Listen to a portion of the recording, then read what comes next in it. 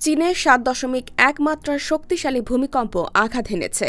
ভূমিকম্পের প্রভাবে কেঁপে উঠেছে প্রতিবেশী ভারত, নেপাল, ভুটান, বাংলাদেশ সহ আশপাশের কয়েকটি দেশ। মঙ্গলবার চীনের স্থানীয় সময় সকাল ৯টা ৫ মিনিটে এবং বাংলাদেশ সময় সকাল ৭টা ৫ মিনিটের দিকে অনুভূত হওয়া ভূমিকম্পটির মাত্রা ছিল ৭.১। মার্কিন ভূতাত্ত্বিক জরিপ সংস্থা ইউএসজিএস জানিয়েছে, ভূমিকম্পটির উৎপত্তিস্থল নেপাল সীমান্তের কাছে চীনের তিব্বতের জিজাং অঞ্চলে। ভূপৃষ্ঠ থেকে এর গভীরতা ছিল ১০ কিলোমিটার। সংবাদ মাধ্যম কাঠমান্ডু পোস্ট বলছে, মঙ্গলবার স্থানীয় সময় সকাল ৬টা ৫১ মিনিটে কাঠমান্ডু ও আশেপাশের জেলাগুলোতে ভূমিকম্প অনুভূত হয়েছে। তিব্বতীয় ও ভারতীয় টেকটনিক প্লেটের ভাঁজে নেপালের অবস্থান হওয়ায় দেশটিতে প্রায় ভূমিকম্প হয়ে থাকে। ২০১৫ সালের ২৫ এপ্রিল পোখরা ও কাঠমান্ডুর মধ্যে রিক্টার স্কেলে ৭.৮ মাত্রার এক ভূমিকম্পে ৮,৯৬৪ জনের প্রাণহানি ঘটেছিল।